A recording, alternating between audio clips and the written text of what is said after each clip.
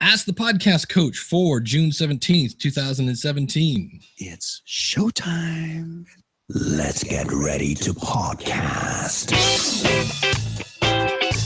Yes, it's that time. It's Saturday morning. It's time for Ask the Podcast Coach, where you get your podcast questions answered live. I am flying solo today. And before we get going, I should say, if you don't know this, tomorrow is Father's Day. And doggone it, without dear old dad, you wouldn't be here. So think a little harder in getting something besides a tie or a hammer or all those other major daddish kind of things. Find out what the guy wants, which is always kind of hard, especially if they're older. Old people don't need anything, for the record. They just don't. I need time. I need my, but that whole nine yards. So happy Father's Day early to everyone. And Jim is off. I forget what he's going on today. We're not having any show next week. We should say that. I'm off and Jim is off next week. I'll be in Nashville, Tennessee, taking a course from the one and only Ray Edwards on copywriting. So that should be great fun. And I just thought, you know what? Let's just go solo. I will say this. If you ever want to do a live solo show, you have to be so prepared before you start, because I can't, like, normally if I wanted to go like find out who the patrons are, I would have to, ask Jim a question. And then while he's answering, I would then go over and pull that up or whatever. And there's nobody to throw it to now. Now, if you want to join in on the conversation today, I would love to have you. You just go to askthepodcastcoach.com/join. But let's start off with the fun thing first, and that is what's inside the envelope. That's right. If you go out to schoolofpodcasting.com/contact, we'll do a good old-fashioned unboxing, or in this case, an unenveloping. And I got this today. I'm pretty sure I know what's in here. But I know for the audio people, they're like, Dave, you do know this is an audio show, right? But it's your typical yellow envelope filled with the bubble wrappy thingies. Yes, I feel it already. It is finally my DVD of The Messengers. And I supported their Indiegogo. So I have two copies, one for me, and I might give one to my brother. Because for those of you that don't know, the School of Podcasting and my podcasting journey was born in the basement of my brother's house. Actually, there are 3 DVDs. And I haven't shown you the back of it yet. So the front just says The Messengers, a podcast documentary. And on the back, we have Denise, I believe is how you pronounce her name. Bunch of people. Danny Pena, looking all dapper in Miami. So that's fun. And then we've got, this is what I've been wanting to, and I'm so happy that they did not send this. I had to send this to my my P.O. box, because the U.S. Postal Service would have mangled this. But this is the official book of The Messengers. # share the message. And there's yours truly there in the bottom right-hand corner.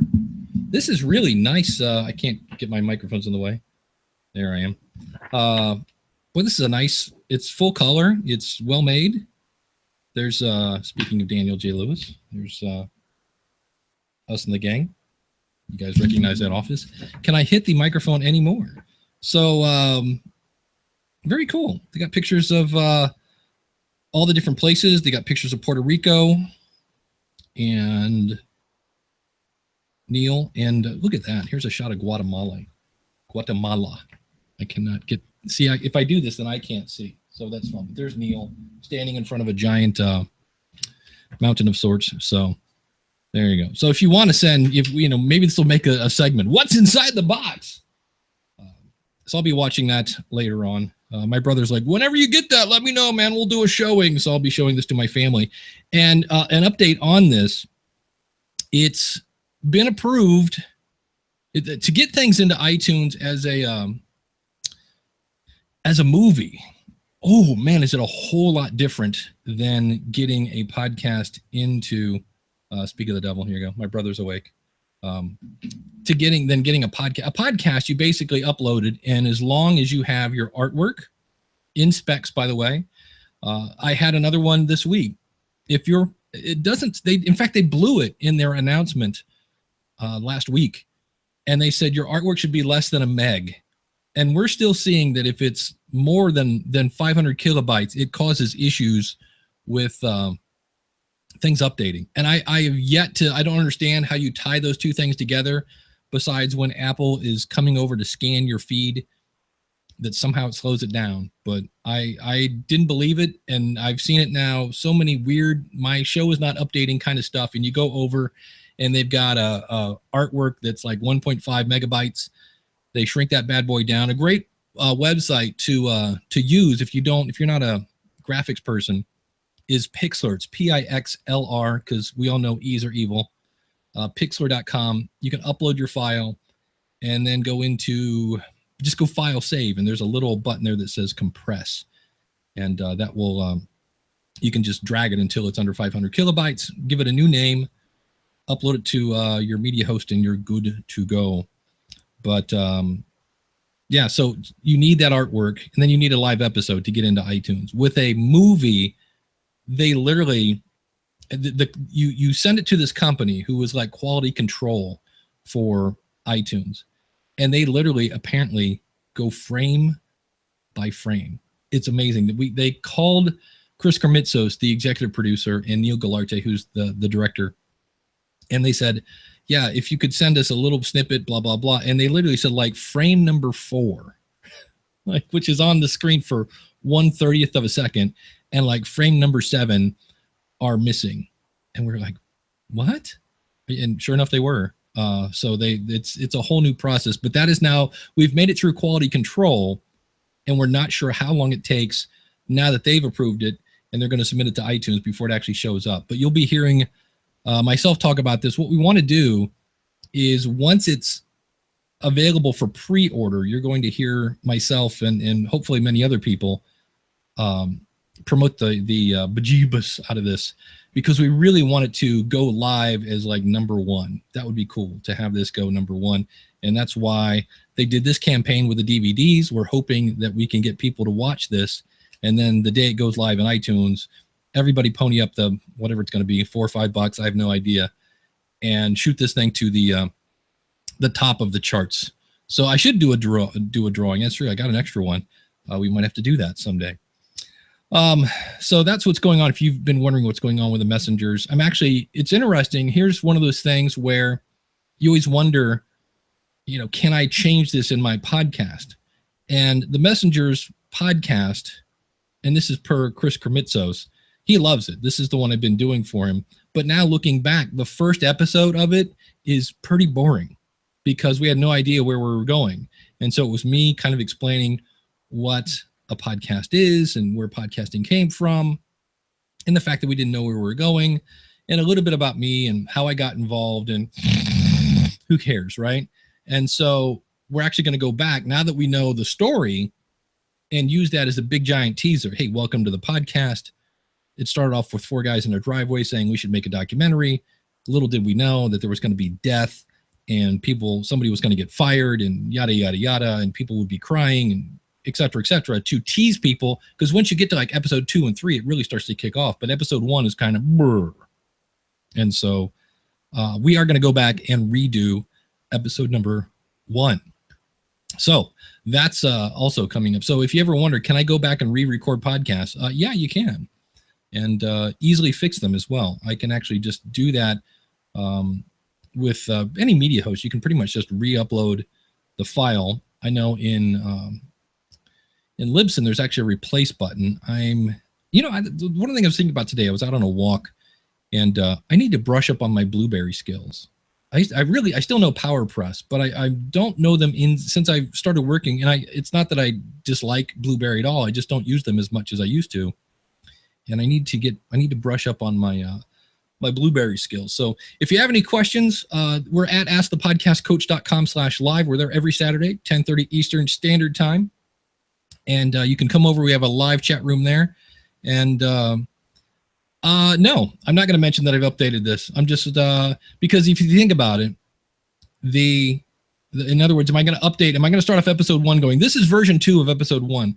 Now, because the cool thing is, and this is one of the things Chris did is I haven't read this. You've seen how much I've had this, but somewhere in here, Chris says he mentions the podcast a lot to kind of like get the behind the scenes of the movie, listen to the podcast. So we're assuming as these go out, more and more people are going to start listening to the podcast, and they're not going to know. If I don't tell them this is version 2 of episode 1, they're going to know. So it's one of those things that I don't consider episode 1 a mistake. I consider episode 1 as good as it could have been at the time. And but it is very much, I think, I haven't gone back and listened to episode 1, but I'm pretty sure it's kind of how the sausage is made.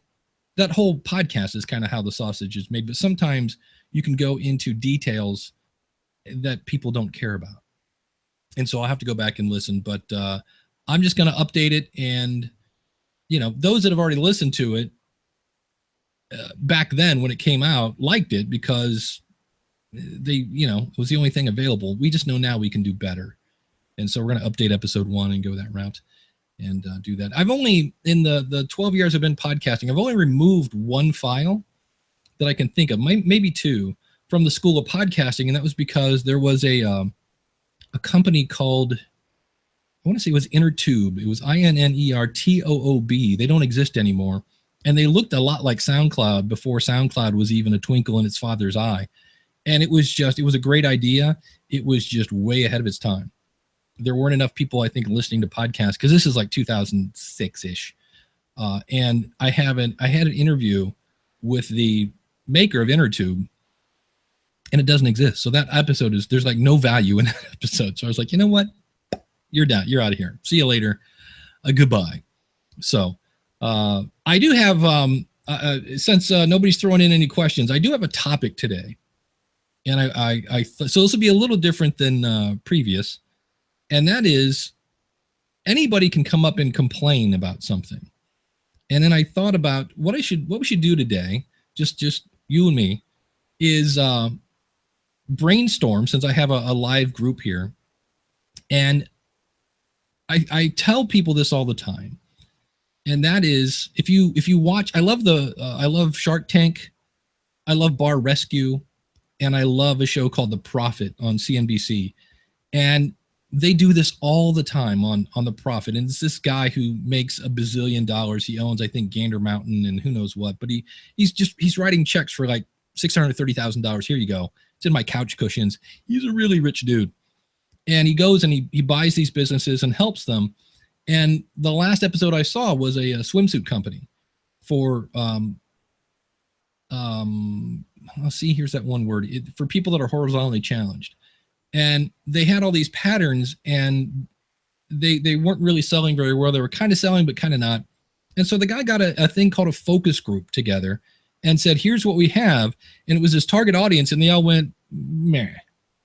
And then they brought in some designers, and they said, well, what do you think of these patterns? Oh, I like that. I don't like that. That's cool. I like that, this and that. And I was like, I think this is something that I often say to people, that really what you should do if you're launching a podcast, if you can, and I always joke and say, find somebody who's not named Mom to listen to your show. But that's kind of like, well, how do you do that? And so I was thinking about this. I actually own, of course I do, the domain podcastfocusgroup.com. It goes to nothing right now. And I thought about that. And I thought, if I throw this out to you guys, maybe we can brainstorm this, because I thought this would be cool if I could somehow have a website, and I'll talk about the pluses and minuses of this, where people could sign up as a listener, and you could say, I'm interested in, and then you just have those crappy iTunes categories. I'm interested in business and marketing. I'm interested in family and kids. I'm interested in science, or whatever the category is. And then we could have somebody sign up and say, okay, my show is primarily a science show. And I could email all the people that said, I'm interested in science shows, and say, okay, here's the show, listen to it, and then give feedback, and then somehow turn that into a podcast. And then the fun thing is, how do you get people to do that? Because A, I'm asking the listeners for their time, because I don't want you to just go, great show, the typical iTunes review, right? Great show, loved it. great host, loved it. These people that it's always interesting when they got 10 5-star reviews on the same day and they all said, great show, great show, great show, great show. So I want something that's a little more than great show, but that's going to require time. Okay, great. So, and then you could say, well, I'll plug your podcast if you have one when we do the review. And that's where a little voice in my head said, as a musician, I was never really keen on getting paid in exposure, because when you go to the grocery store and try to pay for groceries in exposure, it usually doesn't work very well. And I was like, So that means I would have to charge the podcaster who wanted a focus group. And that's where the whole thing falls apart. I was like, okay, what do you charge? And then are people willing to pay for a focus group? And then I think the most important question here is, would they listen if they got a focus group? So I don't know. And it's just one of those things where to me, I see this because I can sit here all day and say, I think we have a quality problem in podcasting, not the fact that it's hard to make one. Anybody can make a podcast. You go through all those steps and you get it launched. But I think in the end, if we want people to continue listening, we need to work on the quality. And I'm like, okay, well, how do you work on the quality? Yeah, just Google bandwidth, Mr. Bryant. Unfortunately, I tried to fire up. I had all sorts of weird problems. I started launching the show at 10 o'clock, and it wasn't till about 10:27 that I was able to actually get audio going into this.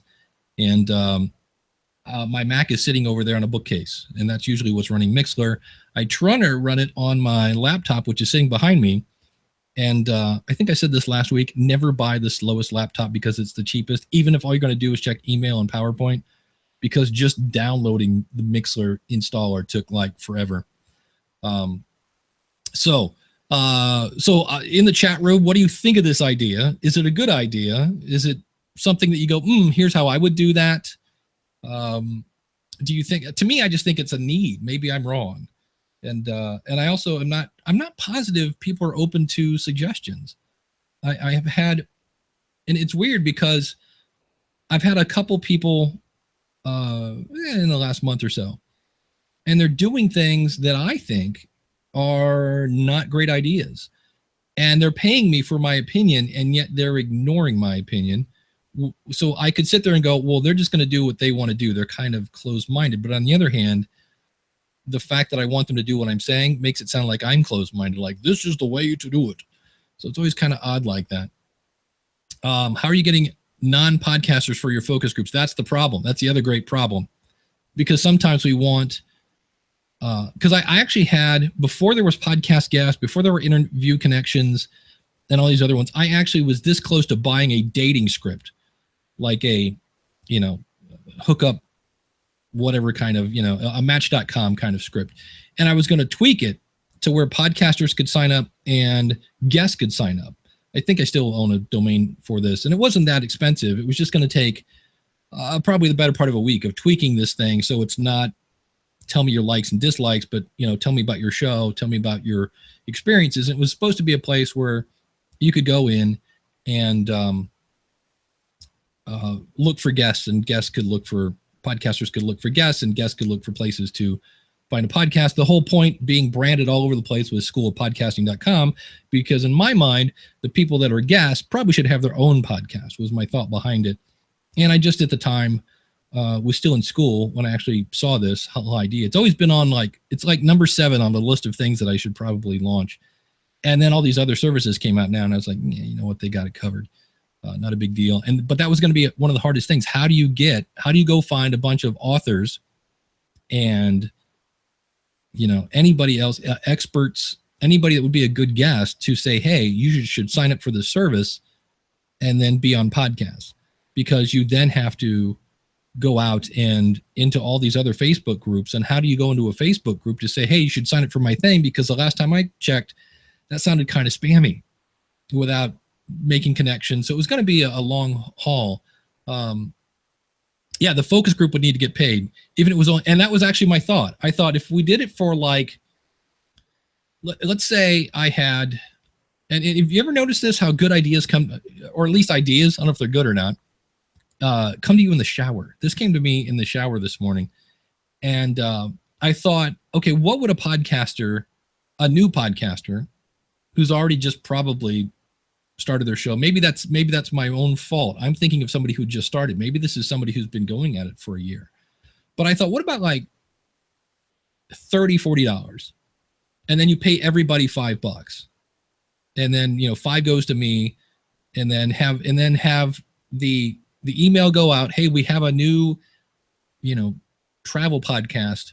The first 5 travel people to reply to this and say, I'll take it, get it. So there would have to be some sort of website where people, maybe a form. I don't know. I was trying to work through this. So, because otherwise you're going to end up with, and that's the other thing is that could be a problem, is I could have 5 people that say, I'll review it. And then there has to be a deadline. You have to have this done by this date. And we all have life that pops into play. So it was just one of those things. I like this idea. I kind of just need to know where it goes for. So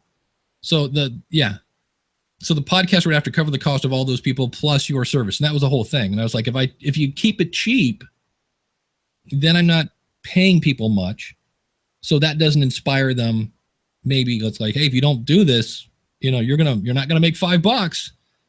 And then on the other hand, depending on how much admin this is, I could find myself wanting to, go hang myself because I'm making $5 for 3 hours worth of work to, chase people down to get their ideas. And then I thought even they could, time shift it or call in their comment. Because again, what if it's not a podcaster that's reviewing it? I could say, here, just call this number, leave your feedback. And I thought about that because I've seen people, if you go into, I actually watched the season of, what's the thing with You're Fired? The Apprentice with Arnold Schwarzenegger, because I'd never seen the show. And I was pretty sure this was going to be the last season. But one of the things they did is they would have these contests, and some other minion of Schwarzenegger would go talk to the companies that were running this contest, and they would deliver the feedback. They would organize the feedback and deliver it to the celebrities. And so I thought, well, maybe if I could get the podcasters, you have a week to submit your review of this show. And it would be, I would have some, again, the teacher in me would be like, okay, I want you to, on a scale from 1 to 10, rate the website, rate the intro, the outro, the audio quality, and the overall content. And then maybe, would you recommend this to a friend? Would you subscribe to the show? Give people an idea of this is what I'm looking for. And then get that feedback and then kind of mash it into a report. So I could say, well, the people that the folks group that listened to it, here's what they liked, and then just kind of deliver it that way. That I like that idea because now I'm a funnel.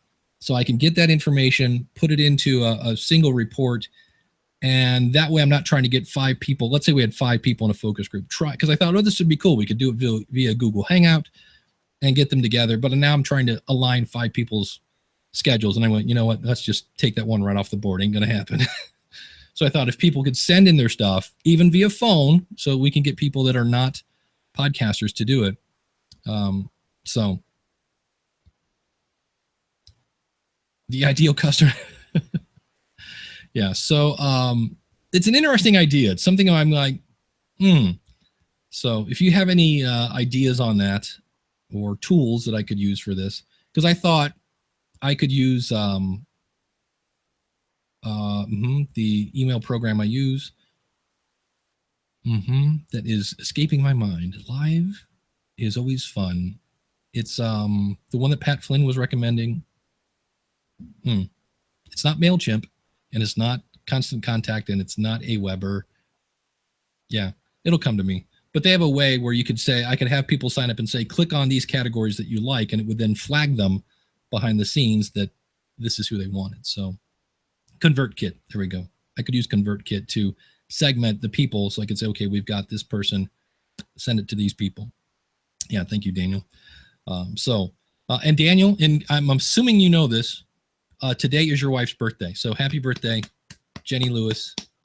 So get her something good and that whole 9 yards. Don't buy her a vacuum. that usually doesn't go over well, just for the record. So, but if you have a question and you want to chime on in, just go to askthepodcastcoach.com/join, and we'll split this screen in half, and you'll take the other half, and you can ask your question live. We have a couple here that I picked out. I'll put this in the chat room, but we've kind of talked recently about sensitive subjects. And what happened was, apparently on this show, I guess it's a feminist kind of, and that link doesn't go to anything. You get a better link for you guys. That goes to the, if you go to the top link of that, let me repost that. Once again. Apparently there was a feminist, I believe her name is Roxane Gay, and she had a woman who was on her show talking about her book, Hunger. And apparently this person and see, now I'm going to stumble over the same thing. The person that wrote the book is, and this is what Roxane said, she used the medical term, which is supremely, hold on, she's obese. She's morbidly obese. And there was a phrase for it like super morbidly obese or something of that nature. And so the person was saying, I had a horrible time on this show, and they have since apologized and said, we shouldn't have said you were super morbidly obese. But the problem was, apparently on the show, that's not the bad part. Because on one hand, you could say, well, what am I supposed to call somebody who's morbidly obese if they're morbidly obese? I'm with you on that. I'm like, yeah. Horizontally challenged. The problem was they made jokes about it. And they said, because apparently wherever their office is, they're like, is the elevator going to be able to handle it? The weight. And they're like making fat jokes, for lack of a better phrase, to use the F word. They were making jokes about it on the show. That is not cool. That was the thing. And so keep in mind that if you want more guests, I would not recommend making fun of them on your show. I always kind of feel weird about that, because on occasion I will have, I'll have a client or somebody that I deal with, and I'm like, oh, this is a great learning experience. I wish I could talk about this, but I don't want to I'm not going to get any more clients if I constantly throw them under the bus. So you have to be kind of careful with that. But yeah, I would not recommend talking bad about previous guests. If you want to talk about them, at least keep them, keep the guilty nameless or something of that nature. But I just thought that was an interesting story that had come up. And then Trey said, I just landed a rather well-known, yet perhaps not mainstream comedian. So I'm going to be probing this group. This is out of a Facebook group. This is what I do on Saturday mornings. I go out and probe the different Facebook groups for some help in the next coming weeks to get ready for it. First things first, I don't have sponsors yet, and I expect a lot of listeners from this episode. And that's the first thing I wanted to mention. In my opinion, it's having a big guest does not equal tons of downloads. It just doesn't. In theory, it should, just their name.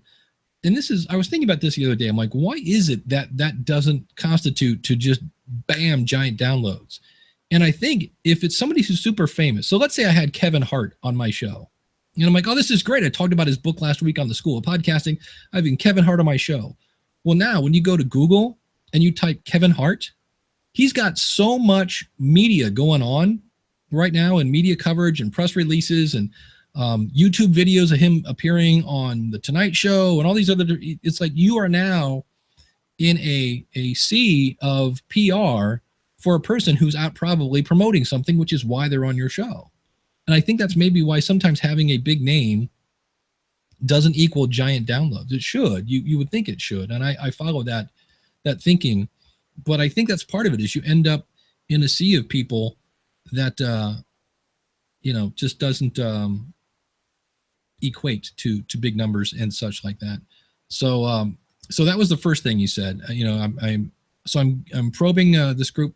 Let's see. Thing is, I have absolutely no idea where to start. In my podcast, I'm trying to fund charities. So that's where 50% of the proceeds will go. But I would like to make some money back and be able to offer money to guests to attract people with larger followings. And this is from Trey Weaver. Now, I know I don't know this for sure, but I'm assuming, so shoot me if I'm wrong. I believe the Tonight Show, and because of unions, the Screen Actors Guild, I would assume because you're appearing on a television show, I'm going to guess you get paid for that. Not much. There's probably some sort of base fee, which is weird because you are there to promote your show, which is why every interview, shall we say, on Jimmy Fallon ends with "Let's roll the clip," which is really why you're there. They should rename the show "Let's Roll the Clip." And so I always wonder, I mean, on one hand, you're there to promote your thing, but I would think, and if anybody knows, let me know, that they don't get paid when you do that. But I don't know. The only person I've heard of people charging guests to be on their show. And when I had that person on the School of Podcasting, the reason he did that is he just wanted a kind of a door fee, because he would schedule interviews with people that were not showing up. And he was wasting a lot of time and a lot of resources to then sit there and go, where is this person? So I don't, to me on a podcast, I've never paid anybody to be on my show. I'm giving them content. I'm giving them exposure. And that's usually why they're on the show. And typically, if it's a niche show, you have their target audience. So they're happy to come on your show. So if you're thinking you have to pay people to be on your show, that's not the norm at this point. I usually tell people, if you're trying to get a big guest, like I've emailed Adam Curry a couple times. I wanted him to come on my show to talk about his Podcaster Pro kit. And so far, nothing. So that's fine. But usually, like when I was trying to get a hold of Pat Flynn to be on my show, and he had legitimate reasons. He kept having these things called babies that somehow took precedent over being on a podcast. I'm like, where's this guy's priorities? Holy cow. And he said sarcastically. But when he came out with the Smart Podcast Player, lo and behold, he had time to come on my show because I had his target audience. So, I didn't have to pay Pat for that. He came on because I had his target audience. And in theory, you should have somebody that wants your audience. So that was just an interesting question. I just want to make sure everybody knew you normally don't have to pay your guests. And Daniel, you probably got pinged on this one. There was a question that said, what are some of the most effective ways you've gotten listeners to write iTunes reviews? And Daniel's been raking in the reviews over at theaudacitytopodcast.com. He says, we've got a pretty decent following now, probably a little over 1,200 active listeners judging by total downloads. And I'm going to make a note for that. We're going to talk about crap numbers in a second. I have found out that I'm doing the standing desk, that if I do anything now, I jiggle. It's like I feel like I'm in a bad episode of Star Trek. It's like, hold on, I feel an earthquake. And my microphone makes a lot of noise. Oh, because this thing's sitting on top of it. Back to the question. I've got over 1,200 active listeners judging by total downloads, and I've put out a call to action in each of our 10 episodes. Well, 10 episodes is not a ton to really, that's you're going to start getting some traction. Still only 26 reviews for 10 episodes. That's 2.6 in my book. I'll take that on iTunes. Any tips on things I can do to get more people to act? So I mentioned the fact that Daniel is doing a presentation, I believe, and Daniel, correct me if I'm wrong, at Podcast Movement about how to get more reviews. And the man should know he built my podcast reviews, which you can find at schoolofpodcasting.com/MPR. That is my affiliate link for that. And Daniel's been doing a cool thing, and I think Ray Edwards does this as well. And that is, if you write a review, be sure to mention your website or your podcast, and then Daniel gives them a shout out. And he's actually, I don't know if he's still doing this, but he was playing clips of their show, which was quite the shout out. And consequently, it seems like about every show, if not every other show, now has a new review for Daniel to do a shout out. So it's one of those things, it's a win-win in that case. You get a review, and then they get a little exposure. In the case of Daniel's gone the extra mile, not just saying, hey, thanks to, Mike from the Mike in the Morning Muffins show or whatever it is, .com. He's actually giving people a little listen. So that might be a way to do that. I've heard of people, and I've never understood this. Barry Katz does the industry standard. Barry Katz is a very famous comedic manager. He's managed Dave Chappelle and a whole bunch of people. And he used to do a thing where he would spin a wheel and then pick a random review. And my whole thing with that is, how do you get in contact with the person that did the review if you don't have their website? So if I go, hey, congratulations, Jim Mom 37, you've won, a copy of the Messengers podcast on DVD. Okay, how am I going to, because what's going to stop anybody and everybody from emailing me going, I'm Jim Mom 37? And you're like, well, that's weird because your email says bigsteve@yahoo.com. Are you sure you're Jim Mom? Because you look like you're Big Steve. And so that would be my whole thing about contests with reviews. How do you do that unless, I don't know, there's got to be some sort of verification there, and you can't do that, is the rest of my notes. So, but that's the one I've seen that's working for me. And just the other one is, if you don't want to give shout outs, well, shame on you. I think that's a great idea. At least read them and let people know that you can do that and say thank you. And as I was reading that question, I was like, you know what? I haven't done that in a while, because I know I just got 2 from using my podcast reviews. And I was like, I need to read those on my show. It's priming the pump. And it's the same thing with any kind of voicemail or feedback. Any kind of stimulus that you want from your audience, be sure to promote it on your show, so that people know that, oh, wow, if I actually send him an email, if I send her an email, she'll read it. So that's just an easy, that would be my little, do what Daniel does. When in doubt, just do what Daniel does. There you go. There you go. Exactly. Paying people to come on shows is as bad as paying to appear on shows. Yeah, I'm not a big fan of, depending on, I guess, on who it is, but that is a weird thing. But, and that's where, again, you have to ask yourself, that's what Barb said in the chat room. If you pay people, because you really now have to think about the return on investment. I did an episode of the podcast Newsflash. Will be, by the way, that show is going to be pod faded. I've come to that conclusion.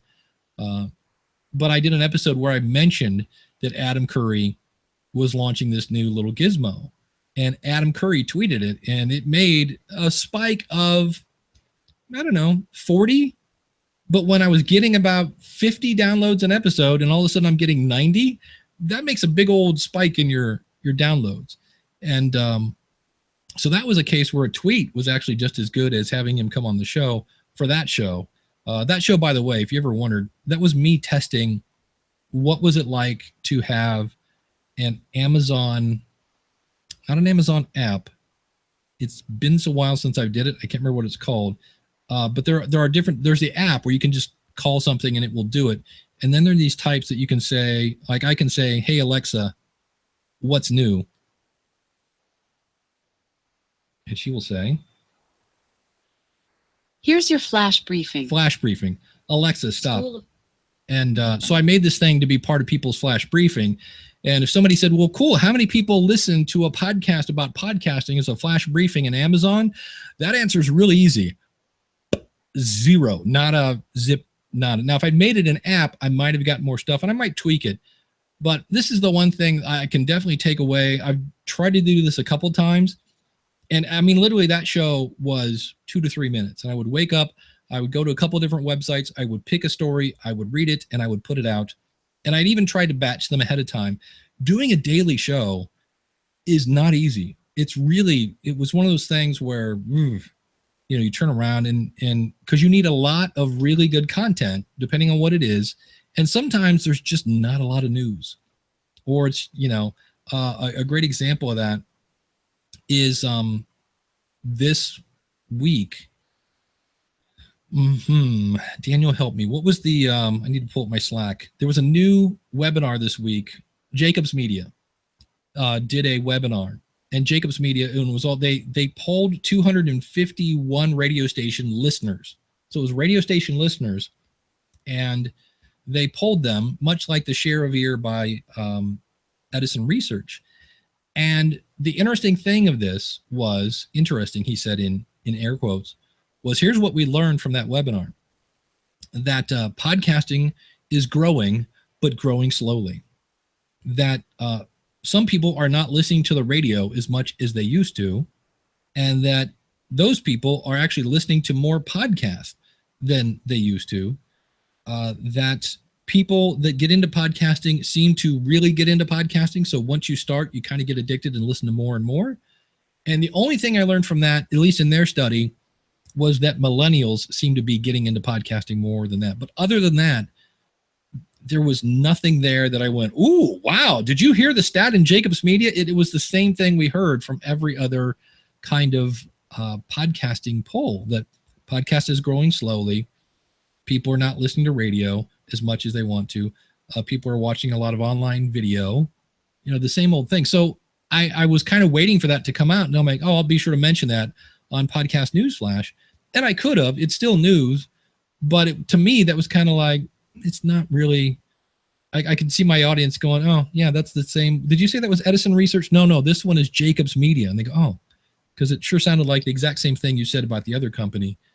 So I've just decided, and it's, if you've ever wondered when do you shut down a show, it's when you are constantly going, not really. I got to go find something to talk about. And then there was nothing that really, and it's one of those things, if it's not interesting to you, that's going to come across to your audience.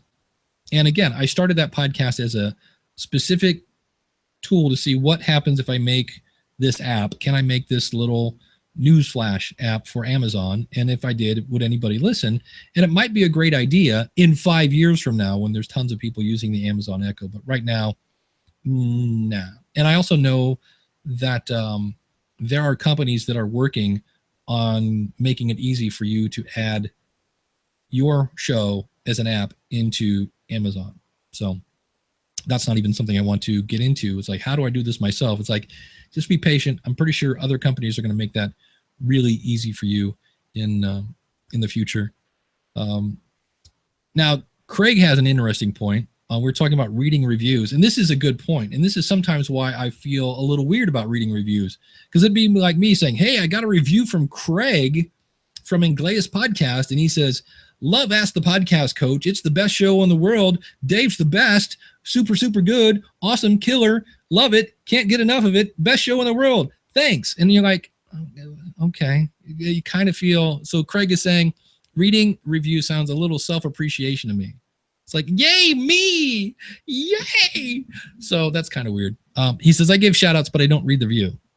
That's true. And I don't know if Daniel's reading the whole thing. Maybe he's doing an abridged version of it. So hello, Miss Eileen.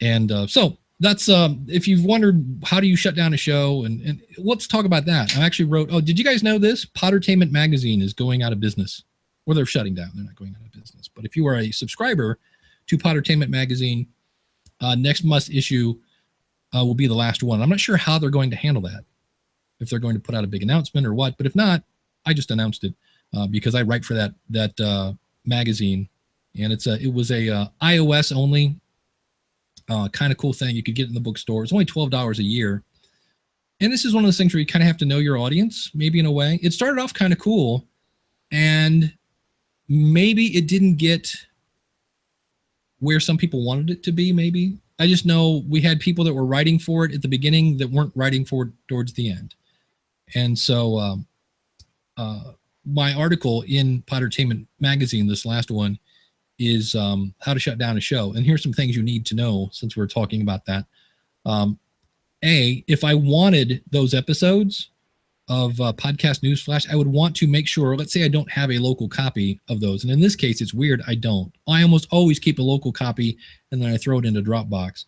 But if I wanted those, you would want to go out to your media host and download those to your show, because your media host, be it Libsyn, Blueberry, Spreaker, Podbean, whoever, when you quit paying them, they're kind of like a utility company. And that is when you don't pay your water bill, you don't have any water. you don't have any electricity. Well, when you're paying a media hosting company and you don't pay them, they don't host your media. So eventually your files will get deleted, which then makes your feed invalid, which means eventually you'll get pulled out of iTunes. And so if you're going to delete your show and you want to have them just for old time's sake, let's fire up the old podcast and see that, you need to get your files. The other thing is you want to export your stats.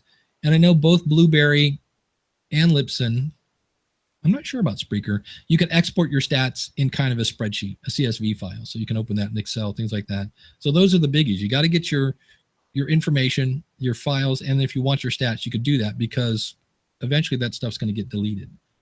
And so keep that in mind, because I've had some people, I felt so bad once. I had a widow of somebody who her husband had died, and he did a podcast like 5 years ago, and she wanted the media files. And I said, and Libsyn went to the ends of the earth trying to find these files, but when they're deleted, they're gone. And I felt so bad because I could just tell her, I could imagine how that would feel. Like, please find these. I just want to hear his voice. And it was like, it's gone. So keep those files. Yeah. And Daniel says about his reviews, he's been asking his audience to write what they get from the podcast in the review. So it's more about how they apply the info instead of just how great Daniel is. I like that idea. And then Jason Bright in the chat room from Matt Talk Online says, well, some of us with large egos. Jason, you're so funny. Like myself, bask in the self-appreciation. He says, yes, I'm kidding. He said, I wrote one thing for the magazine. I was hoping to do features on the podcasters, and that was shut down. Did not know that.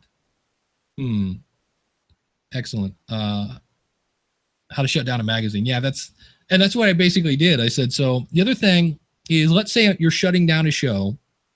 And actually, for the record right now, I'm breaking the rules because the things I write in Pottertainment magazine are not supposed to be in a podcast. So what are they going to do? Fire me? Hey. So the other thing you want to do is, let's say I'm shutting down the podcast news flash because I'm doing the Bernie the Cat show. I would want to, and Bernie the Cat, we'll talk about, let me write about that.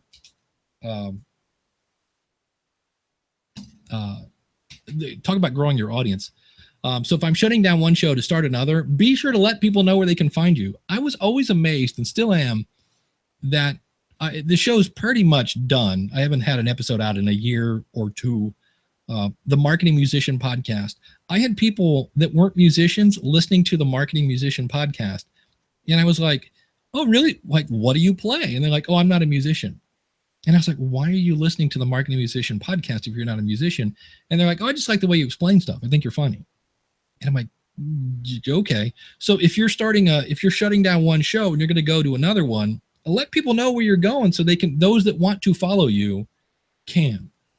So get your stuff, export your stats, and let people know where you're going or where they can find you or where they can follow you if they want to. So that would be my last point to that. Spreaker does CSV exports. Thank you very much, Jason. And I would think Podbean does. Most of the kind of somewhat reputable media hosts, it's not hard, I would think, to export all that data into some sort of format. But Miss Emily from the Story Behind podcast is doing what I call the Steve Stewart. It's a great strategy plan for growing your audience. And that is I believe Emily is here today. Maybe not. I'm looking in the chat room. But Emily's normally here on Saturday mornings. We talk about her show a lot because, well, it's good. I just found out today that Bazooka Joe has been retired. I was like, what? What has America come to? That's it. I'm moving to Canada. There's no more Bazooka Joe? And then she did point out the fact that Bazooka bubblegum tasted like just caca poo-poo. And I was like, yes, you preach on, girl. But Emily is what doing a Steve Stewart is. Steve Stewart, I've heard him leave comments for the feed. I've heard him leave comments for Harry Durant on Podcast Junkies. He's probably left feedback for Daniel. He leaves comments. He engages with his community. And so Emily, I've heard her, she's having people do voiceovers on her show, which I was the grumpy Chicago Cubs fan on her show for one episode. So I was involved with her show. She's usually here on Saturday. I see her all the time when we do Podcasters Roundtable.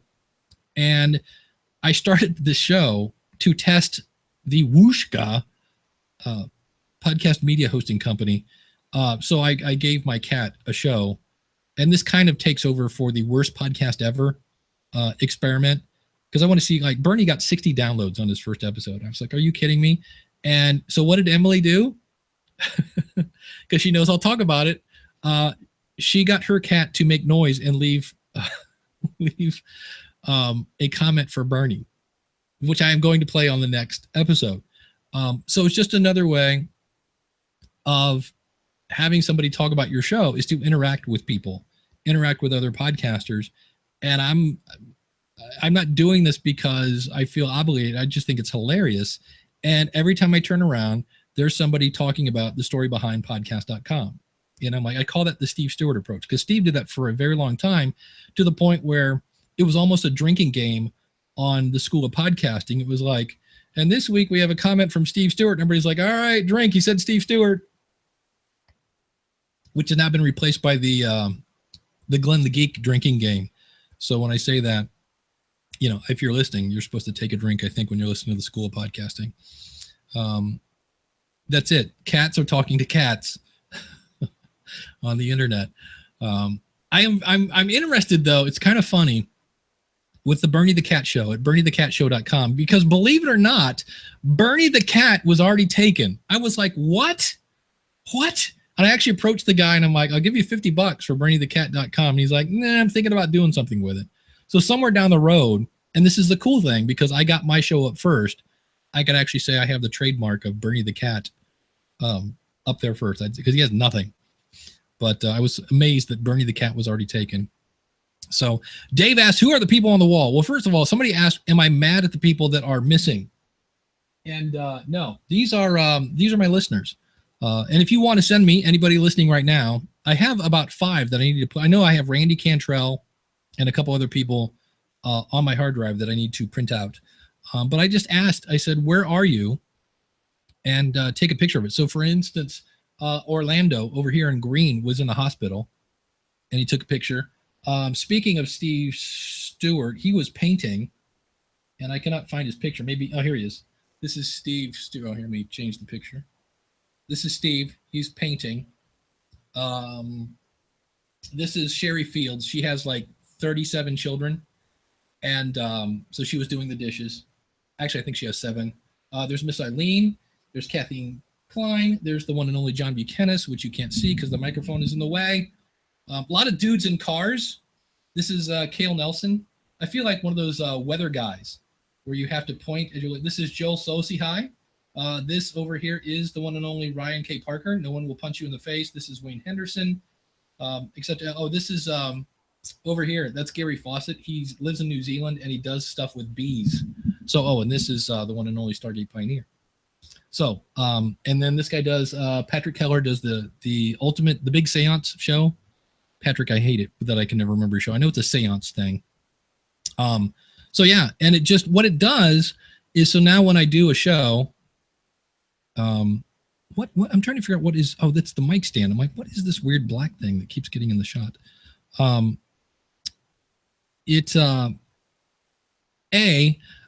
don't feel so alone, is one. And I realize people are listening.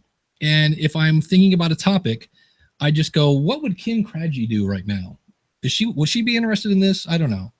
You know, what would Bill over here with a cigar and his glass of wine? Would he like that? I don't know. I think so. So it just is something to, and then I love this one. Ken Kassler's some sort of weird old garage with a chainsaw. He looks like he's just ready, like, ooh, you're kind of spooky looking.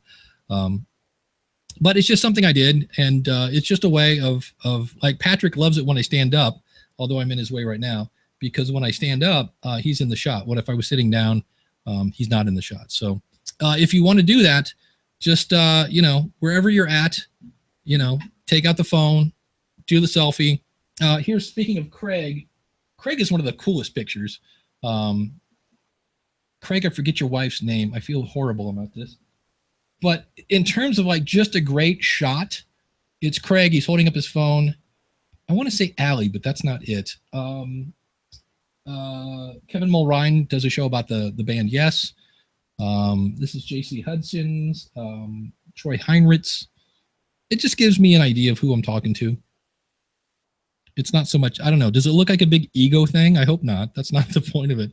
Look at all the people that are listening to it. It's just, to me, it's like, I'm always about helping promote other people. And, you know, and it was one of those things I threw out and thought, you know, would anybody do it? And I wanted something cool in the background. And I was, you know, I could have hung up a big School of Podcasting banner. I could have hung up over here. I've got a cool picture of, you can't see it, but there's a poster of Muhammad Ali over there that I like. And they're just like, you know what would be cool if I put let's promote the listeners.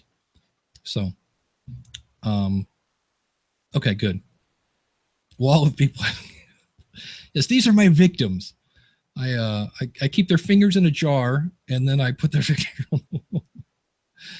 that would be that. So holy cow, it's at 11:30 already. That is crazy. Because I did not take time. Let's find some happy music. He said, oh, I moved my happy music. Is this it? That is not the happy music. If you want to hum to yourselves while we do this, I want to thank our awesome supporters. If you go to askthepodcastcoach.com/awesome, this would include, now we read everybody at the beginning of the month, but the rest of the month, we just spotlight those super duper contributors over at askthepodcastcoach.com/awesome. And that would be Josh Liston. And I don't have my spreadsheet from the Podcasters Survival Guide at TPS. Let's see how good I am. tpsguide.org. Survey says I typed it wrong in the first place. I believe that it's tpsguide.org.com. tpsguide.org. Look at me. What do I win? It's a cheese straightener. Excellent. I love cheese straighteners. Josh Rivers from creativestudio.academy, and of course the one and only Glenn the Geek from Horse Radio Network. So all the other people are listed on the website. Go over to askthepodcastcoach.com/awesome, and that will help support the show, keep the lights on here. And did I mention, I know I started to mention, the people that are not on the wall is because this is the best invention ever. It's a remote control for a fan, and I didn't even think about it. It's just little stick-em on the fan. So hello, Bernie. And what I didn't think about is there's only stick-em on the top of these. So when the fan kicked in, half my people went, I lost about 5 people on the floor, and now I can't get it to shut off. So, but anyway, I want to thank everybody who showed up this week. Remember, next week, we will not have an episode. I will be in Tennessee, and Jim will probably be out jogging or something fun like that. So we're going to take a week off. We'll give you a chance to catch up on the back catalog if you haven't, or I don't know, I would say watch Saturday morning cartoons, but there aren't any anymore unless you're on the Cartoon Network or something like that. Dave, I will answer that question. And yes, Miss Eileen, I did get your PM. We are going to talk about that a little bit in post show. We'll talk about the new Patreon stuff that's coming out. And Dave will answer a question about Google Hangouts. And if you want to start a podcast, go over to askthepodcastcoach.com. Actually, I take that back. Let's go to schoolofpodcasting.com/start. Use the coupon code LISTENER, and that will save you on your first month of when you sign up. And Daniel says, this is my Sunday morning cartoons. Zoinks! Zoinks! Scoob! Jinkies! Yes. It is sad. There's no Bazooka Joe, and there's no Sunday morning or Saturday morning cartoons. That's scary. Because the only thing on Sunday morning was Davy and Goliath. Do you guys remember that? Did anybody watch Davy and Goliath? Davy. Oh, Davy. I love that thing. Little weird claymation people. Davy had a total bowl head haircut. His mom and dad were always, now Davy, don't you? Davy. Anyway, we're here every Saturday morning askthepodcastcoach.com/live. Thanks for tuning in, and we'll see you again next week. Hang around for some post-show. I cannot mix and talk.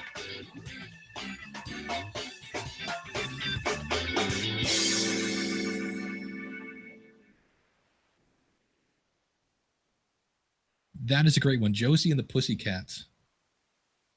And the Archies. My mother's name was Jughead. Yes. It's a good American name. Jughead. Yeah. But to go back to the question, yes, we're using Google Hangouts. We tried BeLive.tv, liked it. It was cool that it went on Facebook, but Google Hangouts won by like this much. But the other cool thing is at Patreon, they just announced, because remember they bought Huzzah, I think it was. Patreon bought them. And I'm trying to find, I'm sure it's on their blog. There is a live service like Proud Live, Loud. Let me see your creator blog.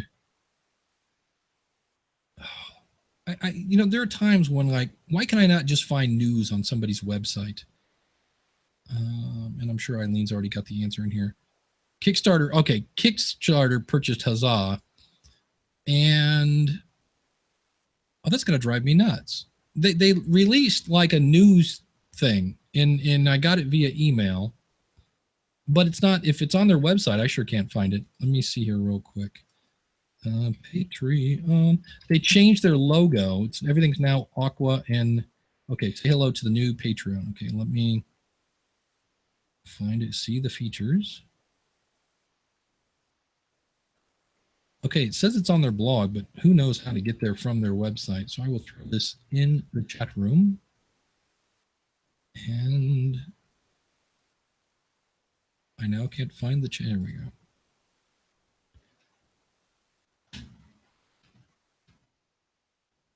I will say Patreon has a lot of info when you launch. They're saying in 4 short years of business, because they celebrated 4 years, they now have over 1 million paying patrons. So there are 1 million people on Patreon sending people cash. And they say we're excited to be building the best membership platform for artists and their biggest fans. And they have a new branding logo, and they have a fairly, and this is one of the things you have to keep in mind. Sometimes companies really want you to use, like you can't just go in and change their logo and change the color. And here is the Crowdcast. There we go. That's the thing I couldn't think of. They didn't actually purchase Crowdcast. They have integration, and it didn't roll out to everyone, Miss Eileen says, but you're going to get 3 months free at Crowdcast. So that'll be interesting. I know Crowdcast, I thought they actually went kaput, because I know they did some sort of pivot a while ago. I've heard of them for a while.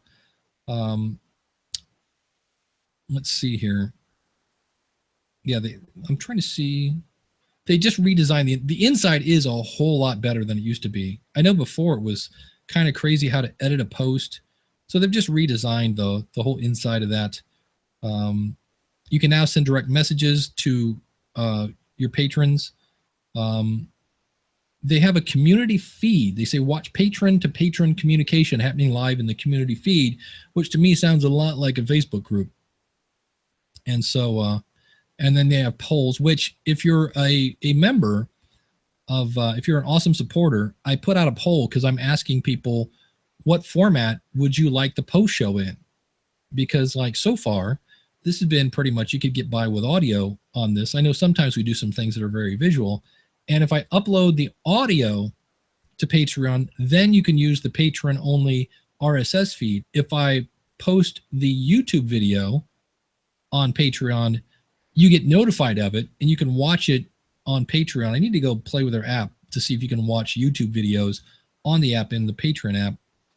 But I know the RSS feed is kind of, because obviously with RSS, you have to have some sort of downloadable media, and YouTube videos are not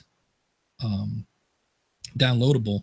And then I don't know if it's a new feature. It seems kind of new. I think this was rolled out before, but they now have the ability to where you can set early access for patrons. So you could say, it says, early access is currently rolling out to all creators on Patreon. So this is where you can say, it's a perk.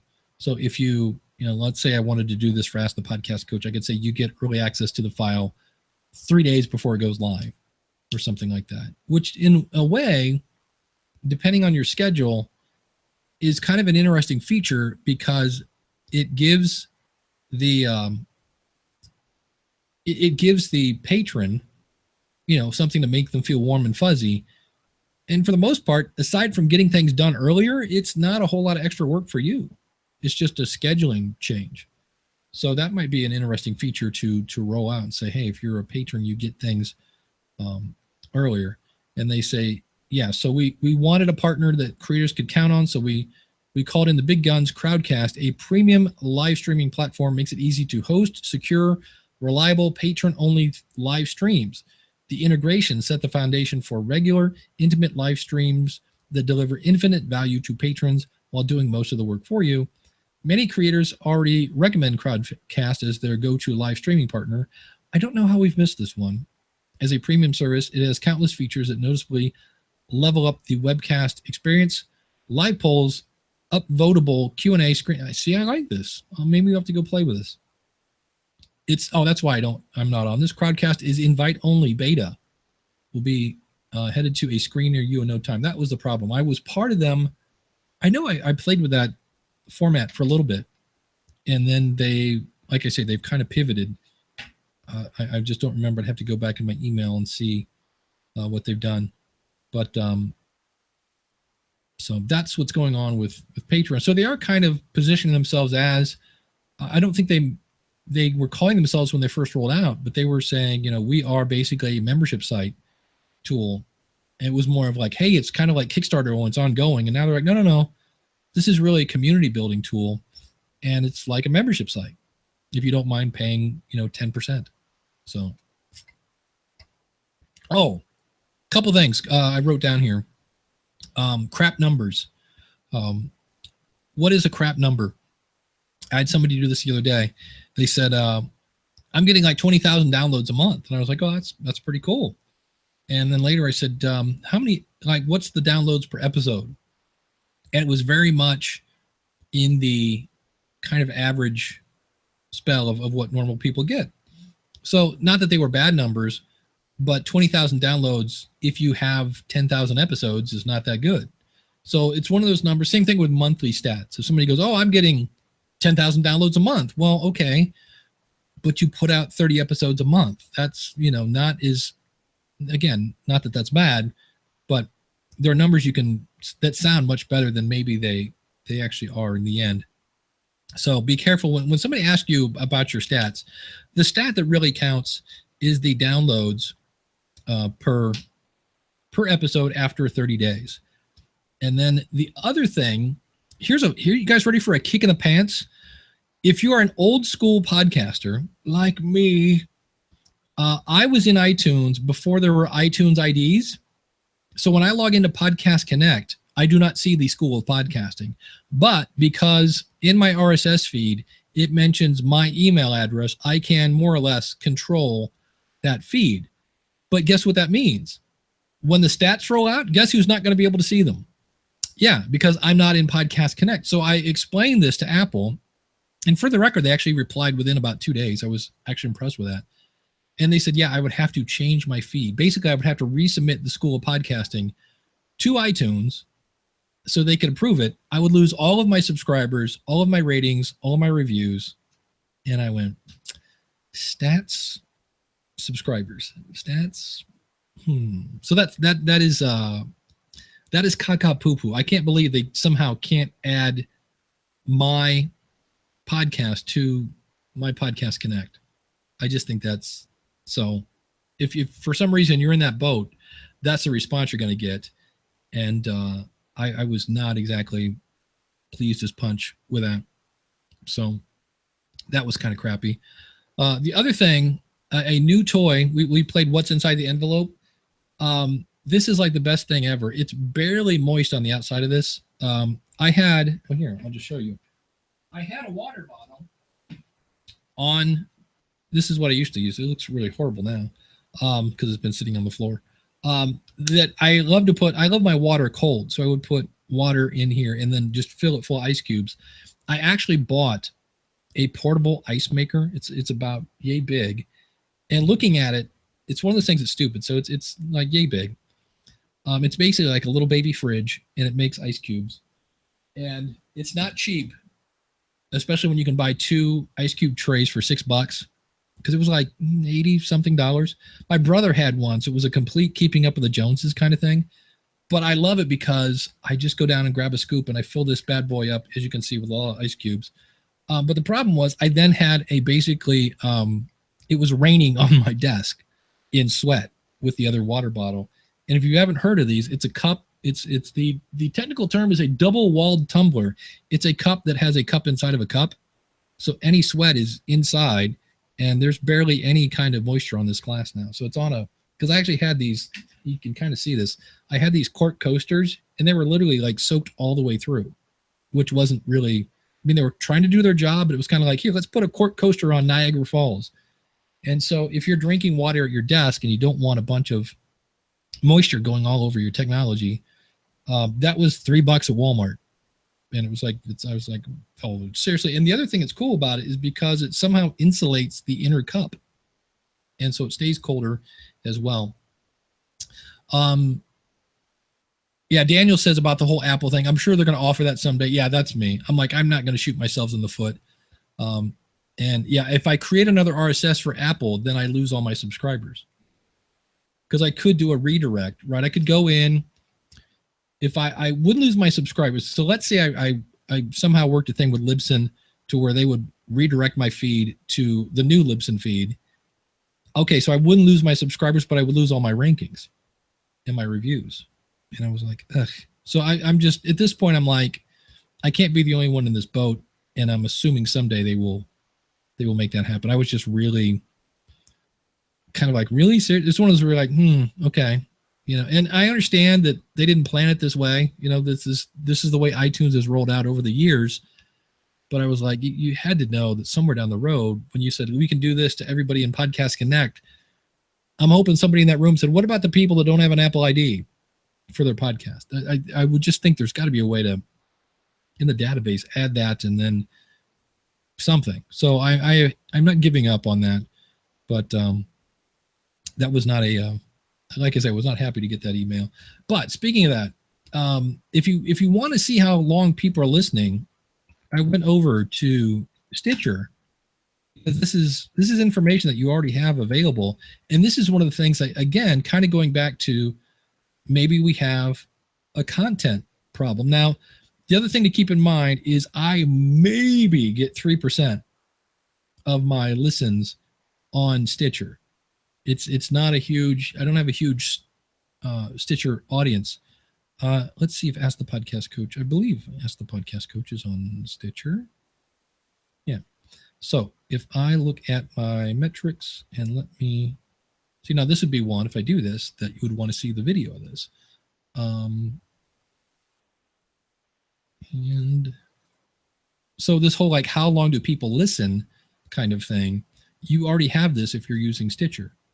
So if I go over here, you can see 96%. These are actually better numbers than I thought for as long as the show is. 96, 88, 88, 75, 72. Now they only give you can only go back a month, because I noticed, like, it's like, nope, you get a month's worth of stats. So if you want these stats, you want to copy these and paste them. I don't see a way where you can export these. But if I go back to the School of Podcasting, I was like, ooh, these are not great numbers. Not horrible numbers, but not as great as, that's really weird. I would have said the Ask the Podcast Coach would have had, come on, maybe not. Metrics. What if I click on that? Would that work? There we go. So here, the School of Podcasting, my finish rate, 63, 63, 59. I feel like I'm at the Olympics reading judges, reading the numbers. 8.6, 8.6. Ooh, Russia, 7.2. 53%. So this one was all about stats from the Bridge ratings and things like that. So I look at these and go, maybe my show's a little too long. Could be. And they have this, there's the average completion rate, and the average completion rate for people longer than 15 seconds. So people that didn't they didn't click on it by accident. So you do have those numbers if you've ever wondered about that. Now, again, that's a very, very small portion of my audience, but it is a portion of my audience. So if you've ever wondered, and that's where I wonder sometimes as we get into this kind of area somewhere towards the end of the year where people are going to be able to see, at least for probably 50% of their audience, how far people are listening. I'll be interested to see what happens, because I'll be interested to see, number one, how iTunes stats stack up to Libsyn, Blueberry, Spreaker, and Podbean. That could be interesting. And also how far people are, I can see people thinking, I don't know, it could be a rude awakening to find out that people are only listening to 53% of your show. So that's going to be fun. And then Daniel says in the chat room, the thing I question is the consumption behavior on Stitcher versus the rest of the podcast apps. That's a good point. That's why the new podcast analytics will be so great. It'll be a much better representation. In my Tuesday episode of the Audacity to Podcast, I share my thoughts on the new analytics. There we go. Is that this Tuesday, this coming Tuesday, or last Tuesday? That's true. Yeah, I didn't even look at the listens on, because you can also get this on YouTube, but I don't consider that a great, people listening to a podcast on YouTube. I don't look at live this Tuesday. Okay, cool. Yeah, that's right. I remember you saying in your last episode that you were going to go look at things and report the next week. So that'll be interesting. And I just think it's going to be fun to, and that people always ask me, like, how do you stay engaged after 12 years? And I'm like, because stuff like this comes along and you're like, oh, this is going to be fun to watch. Something will come along. I love watching. There was a guy, a person today in Facebook that was doing a show for LGBT video gamers, which I thought was in itself was like would a gay person play video games differently than a straight person or a transgender person? I don't know where thumb and eye-hand coordination is any different regardless of your sexual orientation, but they were doing an LGBT gaming show, and they were just getting ready to launch into iTunes, I think they said. Like, they were brand new out of the gate, and they already had 4 patrons making $28 a month. So every time I see a patron button, I'm like, let's see what they're doing. So that seems to be an interesting little, Patreon is becoming, it's interesting to see if somebody's going to come along. Well, Podbean has, and the last time I looked at it, poorly, tried to come up with a Patreon alternative, because they didn't even, well, the first time I looked at it, now things may have changed because it's been probably 2 years since I looked at it. They had they didn't have any tiers. Like, if you give $5, you get this. If you give $10, you get that. They just had, like, it was like a glorified PayPal button. So I could be wrong. I need to go back and double check that. I have not, that's the other thing. Speaking of Podbean, I've not looked at they have a thing for advertisers where you can list your show and advertisers can potentially sponsor your show, even if you're not on Podbean. So I have yet to look at that. Jason says, since I've started using YouTube as a Libsyn destination, I'm getting decent numbers by simply putting it there. Better than SoundCloud. Yeah, I've always, as much as people obsess over SoundCloud and they really want to make sure it's there, I've never, I'm lucky if I get double digits on SoundCloud. I don't promote it, and that's like anything. If you don't promote your show, nobody's going to find it. But I've never had, I've always said, I think people are listening to music on SoundCloud. I don't know if they're looking for podcasts. And with all the different players now with share buttons and things like that, it's never, to me, SoundCloud lost a lot of their shine months ago. So, yeah, so it's weird. I don't know if this is a glitch, but I was paying for SoundCloud, whatever it was, $10 a month or $15 a year, something ridiculously stupid. And I said, I don't even need that. I'm just going to quit. And so I canceled. I went back to their free account, and I still have, like, I'm pretty sure I still have unlimited storage, even though I'm now on a free account. So I know it's shocking that a company as wise as SoundCloud would have a software glitch that in the end would then cost them money. Shocking, but that seems to be the case. If you're wondering what I was doing, I was considering sitting down, but I have a table back here with a laptop, so I can't lower my desk. Jason says I was putting 15 to 16 shows over there, was getting about 1,000 a month, and now he's getting more on YouTube. Yeah, I'll be interested to see. There are rumors that they're going to move Google Play Music, which I think right now is still only available in the US and Canada for the podcast part. And they're going to move that to YouTube. I think it was Rob Greenlee that said he's heard rumblings about that. And I was like, that would be interesting. On one hand, I would be a little more excited about that because there's so much traffic, there's so much activity on YouTube. I just don't know. They just need to, especially I'm really hoping with this new iTunes features coming and the fact that it's kind of showing that Apple is, to a certain extent, rededicating themselves to supporting podcasters. I really hope that spurs Google to just, as the old saying goes, poop or get off the pot. Because Google Play Music came out over a year ago and they haven't done a thing with it. And what's really weird about that, in fact, how are we doing on time? Okay. They have a weird problem. Their stats. In the fact that you can see how many downloads you have. Let me see if I can pull this up real quick. Okay, so share my screen. Okay, so this is, yes, Bernie the Cat is on Google Play Music. So here, if I go into the School of Podcasting, and so if you ever wonder, like if you can't find your show in Google Play Music, if you just follow this really ugly link, it'll take you right to your show. And down here you have listener activity reports. And so you'll see where this is pretty much blank.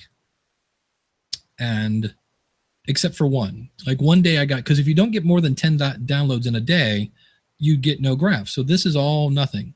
It's saying no plays, but up here I had 14 and this one had 16. This is back in June of 2016. But what's weird is there was something else in here.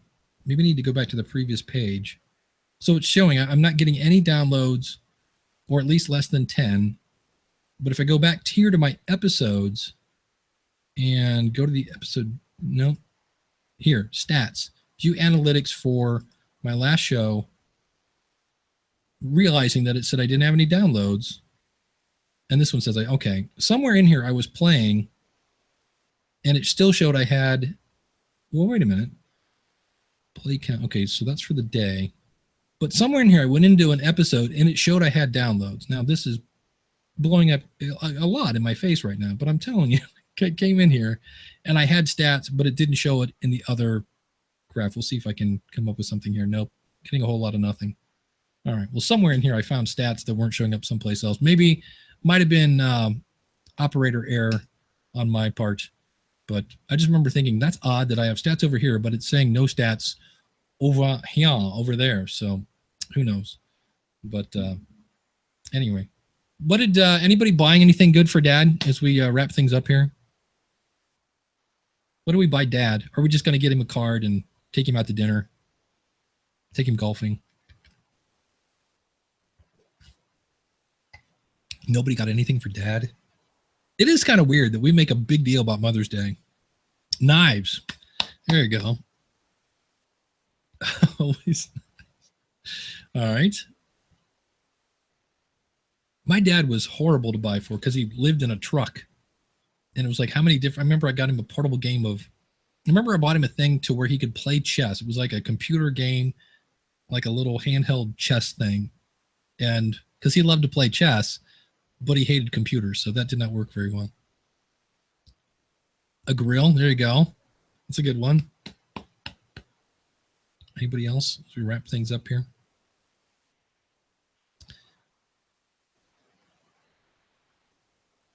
That's right. Happy Father's Day to Daniel J. Lewis. My guess is Noodle is going to give you vomit and poop. Excellent. And so that'll be cool. That is true. Very first Father's Day. Nice. Bottle of Spanish brandy. Now we're talking. That'd be cool. The other last piece of advice I would say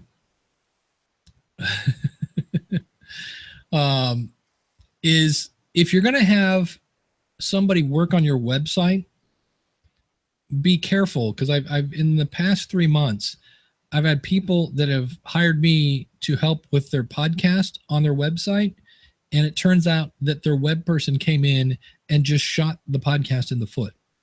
Like I know one person, they were using PowerPress, and they're like, yeah, we're having problems with our podcast. And I go into iTunes and I kind of reverse engineer, and I see they're using the PowerPress feed, and the person had not only like disabled PowerPress, they had deleted it. So all their players were gone, all this other stuff. I don't know why, but I emailed the guy, and then it's hard not to like get snarky with the person and go, what are you talking about, Willis? But we got him back, and they were, once you installed PowerPress and everything kind of came back, which was cool.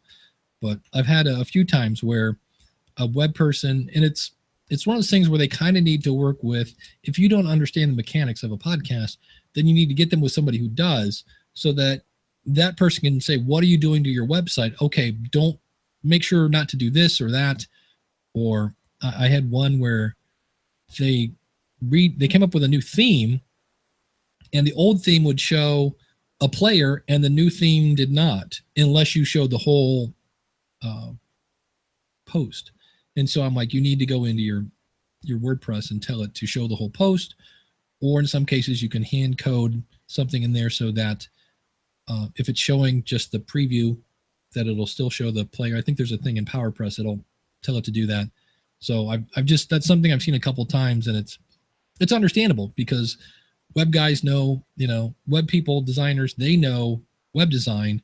They don't know podcasting. And in some cases the podcaster knows kind of how the ins and outs of podcasting, but they don't know web design. And you kind of sometimes need to get those two people talking to each other. That is true. Daniel's saying this year he's celebrating with the baby on the outside. Yeah, it was fun last year.